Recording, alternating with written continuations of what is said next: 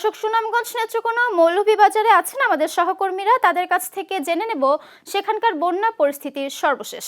শুরুতেই যাচ্ছি সুনামগঞ্জে, সেখানে আছেন আমাদের সহকর্মী ফুয়াদ মনি তালুকদার। তিনি জানাচ্ছেন সেখানকার সবশেষ পরিস্থিতি।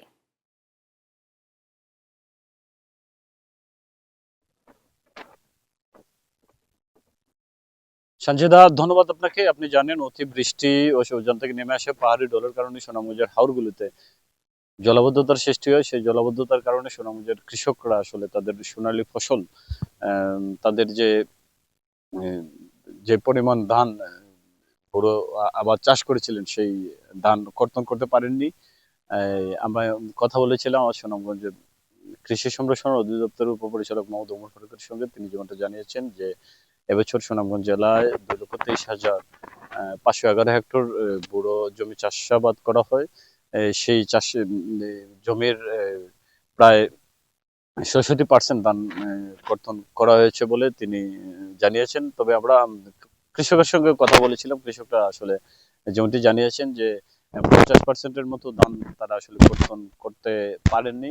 তবে আমি আপনাকে আরেকটা বিষয় জানিয়ে রাখি যে সরকারিভাবে সুনামগঞ্জ জেলায় 13ই মে ধান সংগ্রহ করার কথা থাকলেও কৃষকদের কথা চিন্তা করে গতকাল 3ই মে জেলা খাদ্য গুদামে এই ধান ক্রয় করা শুরু হয়েছে। আমি কথা বলেছিলাম সুনামগঞ্জ জেলা খাদ্য নিয়ন্ত্রণ কর্মকর্তা BM মুশফিকুর রহমানের সঙ্গে। তিনি যেটা জানিয়েছেন যে জেলায় প্রতিটি উপজেলার কৃষকদের কাছ থেকে 1440 টাকা মনে এবছর এই 21,349 মেট্রিক টন ধান ক্রয় করার কথা রয়েছে।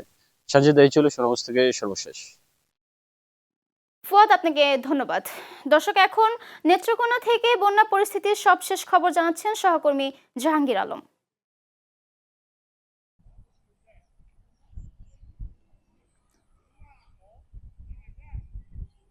সঞ্জিদা, আপনি জানেন যে টানা কয়েকদিনের বৃষ্টি ও উজান থেকে নেমে আসা পাহাড়ি ঢলে নেত্রকোনায় প্রায় 19,000 হেক্টর জমি পানির নিচে তলিয়ে গেছে। আমি এখন যে জায়গাটি দাঁড়িয়ে আছি সেখানে সদর উপজেলা রূপসা হাওর নামে পরিচিত এই এলাকাটি। আমি তো যে আপনাকে আরেকটু জানিয়ে রাখতে চাই, নেত্রকোনা জেলায় এবছর বুড়ো আবাদ হয়ে গেছে। বুড়ো আবাদ হয়েছে 1,85,000 হেক্টর জমিতে। এর মধ্যে আপনার এই জেলায় বর্তমানে বন্যা এবং কি উজান থেকে নেমে আসা পাহাড়ি ঢলে প্রায় প্রায় 19,000 হেক্টর জমি পানির নিচে এখনো তলিয়ে আছে। আমি যদি একটু দেখাতে চাই আপনাকে যে নেত্রকোনা সদর উপজেলায় যে রূপসা হাওরের বুড়ো আবাদ করে কৃষকের স্বপ্ন এখন পানির নিচে তলিয়ে আছে। আমি আরেকটু আপনাকে জানিয়ে রাখতে চাই, নেত্রকোনায় গতকাল আপনার খাদ্য মন্ত্রণালয়ের প্রতিমন্ত্রী জনাব আব্দুল বারী আপনার বুড়ো ধান চাল সংগ্রহের শুভ উদ্বোধন করেছেন। বুড়ো ধান চাল শুভ উদ্বোধন করেছেন। এ জেলায় আপনার ওই বুড়ো ধান সংগ্রহ করবে 20,415 মেট্রিক টন ধান সংগ্রহ করার লক্ষ্যমাত্রা ধরা হয়েছে। এখানে বুড়ো ধান সংগ্রহ করবে সরকারি নির্ধারিত মূল্যে 36 টাকা কেজি ধান, এবং কি সিদ্ধ চাল সংগ্রহ করবে 49 টাকা কেজি, আতপ চাল সংগ্রহ করবে 48 টাকা কেজি দরে। আর এই ছিল আমার কাছে নেত্রকোনা থেকে সর্বশেষ তথ্য। সানজিদা। জাহাঙ্গীর, আপনাকে ধন্যবাদ। দর্শক, হাওড়ে কৃষকদের সহায়তায় আগাম ধান চাল কেনা শুরু করেছে সরকার।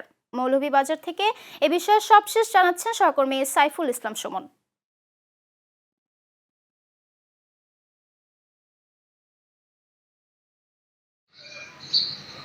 ধন্যবাদ সঞ্জিদা আপনাকে। আপনি জানেন যে অন্যান্য জেলার মতো মৌলভীবাজার জেলাতেও 3 মে থেকে শুরু হয়েছে প্রান্তিক কৃষকদের কাছ থেকে ধান চাল সংগ্রহের যে কার্যক্রম। তবে মৌলভীবাজার খাদ্য নিয়ন্ত্রক মিনন কান্তি চাকমা আমাকে জানিয়েছেন যে এখন পর্যন্ত মৌলভীবাজার জেলার কোনো জায়গাতেই প্রান্তিক কৃষকদের কাছ থেকে ধান কিংবা চাল ক্রয় করা সম্ভব হয়নি। যার কারণ হিসেবে তিনি জানিয়েছেন যে অতিবৃষ্টি এবং পাহাড়ি ঢলে যে কৃষকদের ধান তলিয়ে গেছে এবং বৈরী আবহাওয়ার কারণে এটি সম্ভব হয়নি।